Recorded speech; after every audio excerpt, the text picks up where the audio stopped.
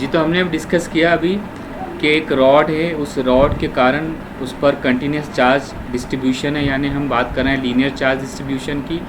तो ये जो वायर है इसके कारण पी पॉइंट पर इलेक्ट्रिक फील्ड होगा, ये हमें निकालना है। तो ये जो वायर है इसकी लेंथ है कैपिटल है, और इस वायर की जो डिस्टेंस है पी पॉइंट से वो है ए। तो हमने एक छोटा सा पॉइंट, एक छोटा सा एलिमेंट इस रॉड का कंसिडर किया जिसकी लेंथ है डी एल। तो अगर ये जो डी एल लेंथ है ये बहुत छोटी है तो इस पर जो चार्ज होगा वो भी बहुत कम होगा, डी क्यू। ठीक है। तो अब इस एलिमेंट, देखो हम ये ऐसा इसलिए कर रहे हैं क्योंकि कंटिन्यूस चार्ज डिस्ट्रीब्यूशन के लिए हमारे पास कोई मेथड नहीं है जिससे हम किसी भी जगह पर इलेक्ट्रिक फील्ड निकाल सकें। तो हम क्या करते हैं कि हम इसको छोटे छोटे चंक्स के अंदर डिवाइड कर लेते हैं। इसकी साइज़ इतनी छोटी होगी कि उसमें जो चार्ज होगा वो पॉइंट चार्ज हम उसे कंसिडर करेंगे, तो उसके कारण हम इलेक्ट्रिक फील्ड निकाल सकते हैं। अब ये जो आपका ये एलिमेंट है ये इतना छोटा है कि इसको हम कंसिडर कर सकते हैं स्मॉल एलिमेंट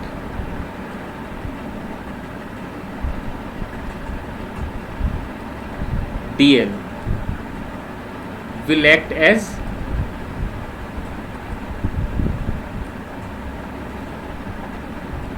पॉइंट चार्ज। आपका जो स्मॉल एलिमेंट dl है इसकी साइज इतनी छोटी है कि हम इसे dl की तरह कंसिडर कर सकते हैं। तो अब हम अगर ये पॉइंट चार्ज है तो इसके हमारे पास जो फॉर्मूला है क्या, E इक्वल्स टू के क्यू अपॉन आर स्क्वायर, ये इलेक्ट्रिक फील्ड का फार्मूला है। तो ये फार्मूला हम यहाँ पर लगा सकते हैं। ठीक है। तो अब स्मॉल ये जो एलिमेंट है इसकी इलेक्ट्रिक फील्ड क्या होगी, ये भी बहुत छोटी होगी। तो हम निकालते हैं इलेक्ट्रिक फील्ड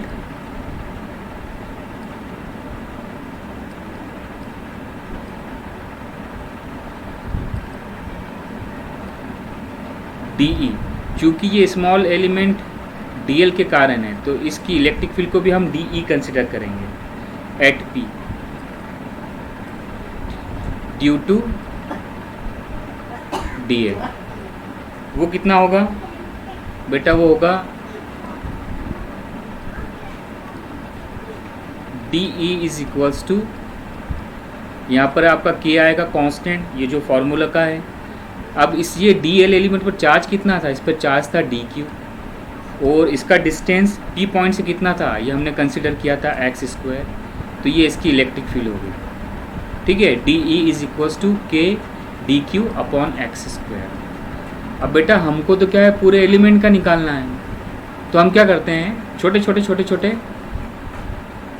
स्मॉल एलिमेंट करके सभी एलिमेंट का हम क्या निकाल लेते हैं, इलेक्ट्रिक फील्ड निकाल लेते हैं, उन सबको आपस में प्लस कर देते हैं। तो ये जो एलिमेंट है फर्स्ट वाला है इसको नाम दे दिया हमने DL1, सेकेंड वाला हो गया DL2, थर्ड वाला होगा DL3, और ये कहाँ तक होगा, जो लास्ट वाला N एलिमेंट होगा ये होगा आपका DLN। अब इनके कारण जो इलेक्ट्रिक फील्ड होगी वो कितनी होगी, अगर मान लो DL1 के कारण इलेक्ट्रिक फील्ड कितनी होगी उसे हम मान लेते हैं DE1, और DL2 के कारण इलेक्ट्रिक फील्ड कितनी होगी उसे हम कंसिडर कर लेते हैं DE2। सिमिलरली DLN के कारण को इलेक्ट्रिक फील्ड होगी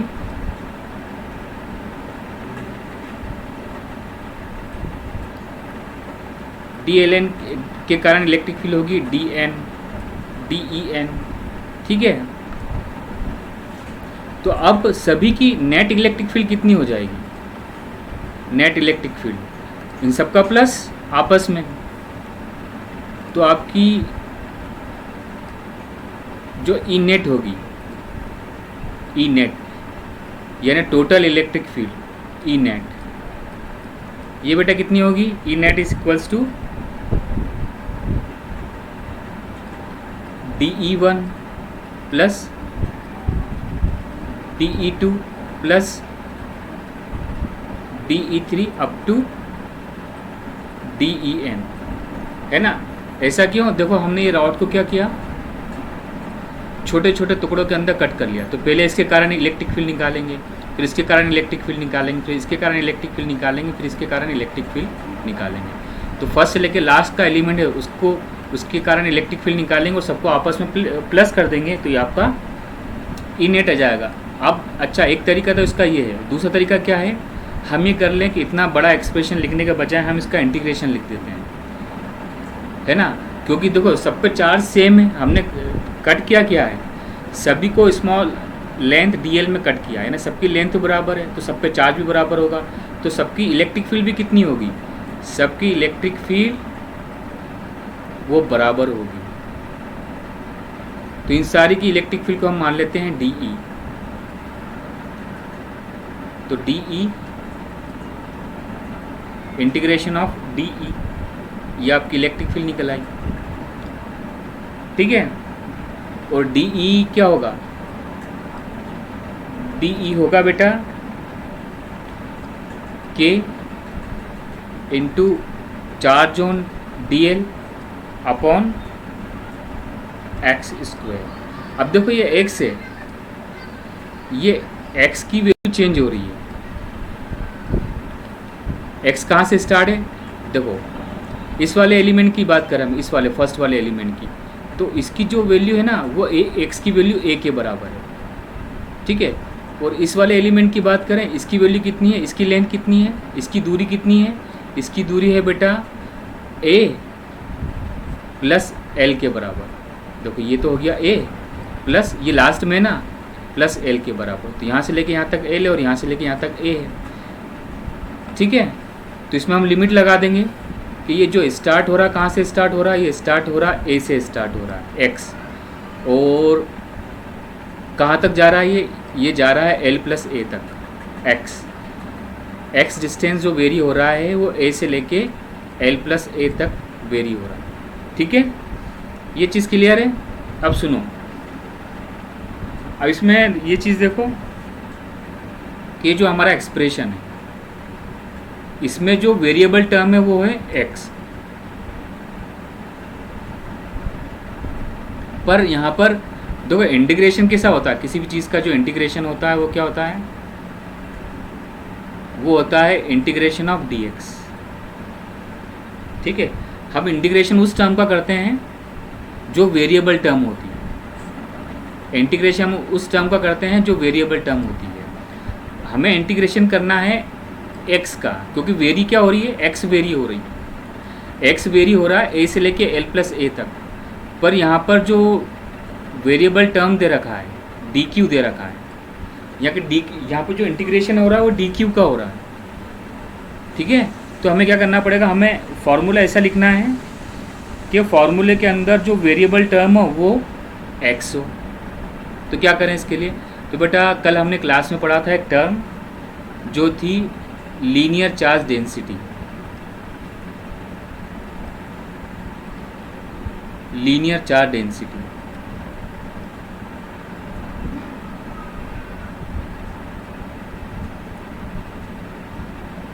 बेटा ये क्या थी लीनियर चार्ज डेंसिटी, ये थी लेमडा, और लेमडा क्या था बेटा, ये लेमडा था चार्ज पर यूनिट लेंथ, है ना। इससे चार्ज कितना आएगा, इससे चार्ज होगा बेटा L लेमडा, ठीक है। और अगर चार्ज dq हो तो हम इसको ऐसा लिखते हैं लेमडा dl। ये चीज़ क्लियर है। चलिए तो हम क्या करते हैं, ये जो dq को रिप्लेस कर देते हैं y, क्योंकि dq बराबर है लेमडा dl से, तो हमारी जो एक्सप्रेशन था वो था dE is equals to integration from a to l plus a k dq upon x square, ठीक है।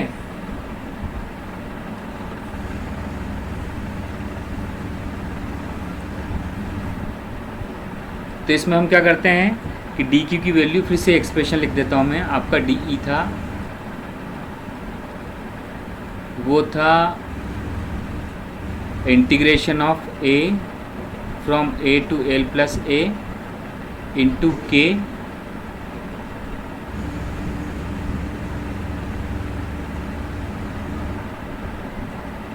के d q upon x square. और अभी हमने डी क्यू देखा था, डी क्यू की वैल्यू कितनी आ रही थी, एल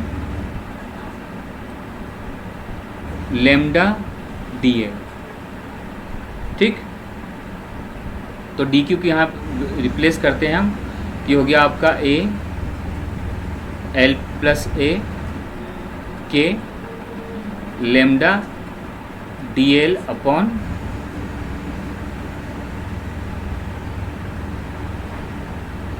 एक्स स्क्वायर। ठीक है। अच्छा, यहाँ पर मैंने एक गड़बड़ी कर दी है, हम जो है डिस्टेंस यहाँ पर लिया है x और मैंने यहाँ पे dl लिख दिया है, तो इसको हम बेटा ऐसा लिख सकते हैं, इस वाली टर्म को लेन के टर्म में आपका डी क्यू इक्वल्स टू होगा लेमडा डी एक्स। ठीक है, कुछ नहीं किया है, l की जगह, l का मतलब भी लेंथ होता है और x का मतलब भी लेंथ होता है, मैंने l की जगह x लिख दिया है, तो ये वाली जो टर्म होगी वो ऐसे हो जाएगी dx। ठीक, अब इसको हम सॉल्व कर सकते हैं, यहाँ से कांस्टेंट टर्म बाहर निकालो, ये आपका इक्वल टू होगा k कांस्टेंट है, लेमडा कांस्टेंट है, तो इंटीग्रेशन होगा आपका l प्लस ए, ये हो गया आपका 1 upon x square D x. ठीक है, और अगर dx को हमें इंटीग्रेट करना है तो हम क्या करते हैं, x को ऊपर ले जाते हैं, क्योंकि x, ये जो फॉर्मूला है आपका integration of x to the power n, इसका इंटीग्रेशन हमारे लिए बहुत आसान है, तो हम इसको इस फॉर्मूले के अंदर कन्वर्ट कर लेते हैं। तो k lambda a l plus A, x की पावर यहाँ पर 2 है, ऊपर ले गए तो होगी x की पावर -2 dx। ठीक, अब इंटीग्रेशन करते हैं इसका। ठीक है, तो ये इंटीग्रेशन होगा आपका k lambda x to the power -2 plus 1 upon -2 plus 1, और लिमिट होगी बेटा आपकी a से लेके l प्लस ए तक। ये फॉर्मूला है x to the power n का इंटीग्रेशन का, ये हम कर चुके हैं पहले। ठीक, तब क्या बचेगा,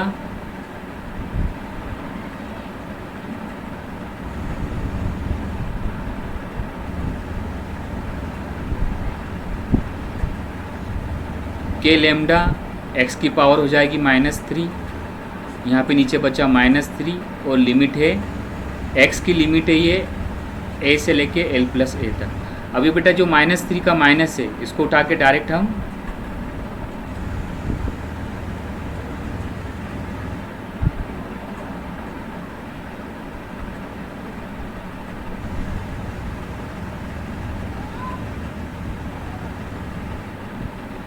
एक सेकंड यार, मैंने क्या किया है, ये -2 प्लस 1 है ना, तो इसकी जो वैल्यू होगी यहाँ पर,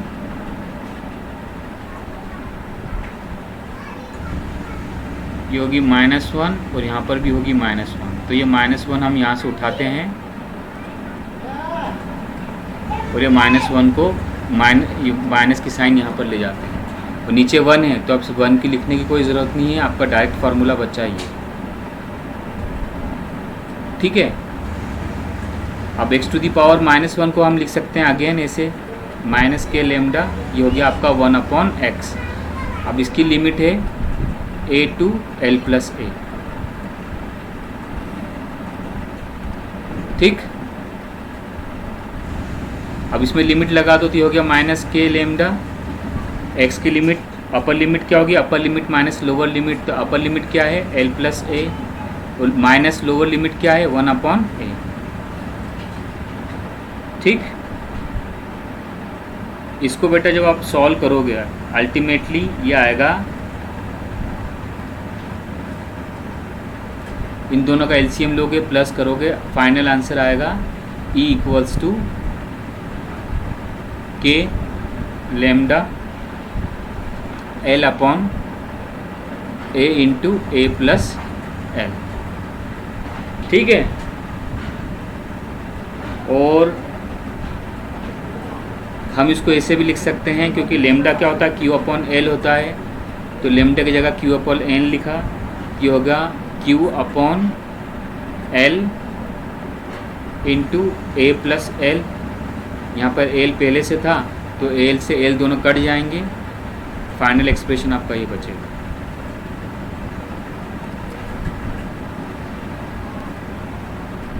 ठीक है बेटा, तो ये दो फार्मूले हो गए इसके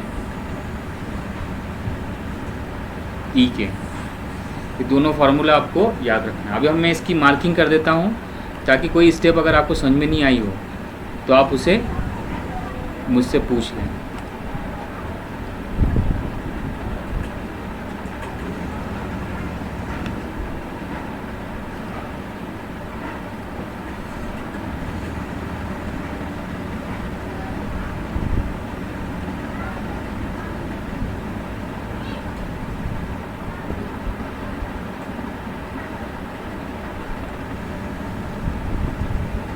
देखो बेटा, ये है आपकी स्टेप नंबर ए,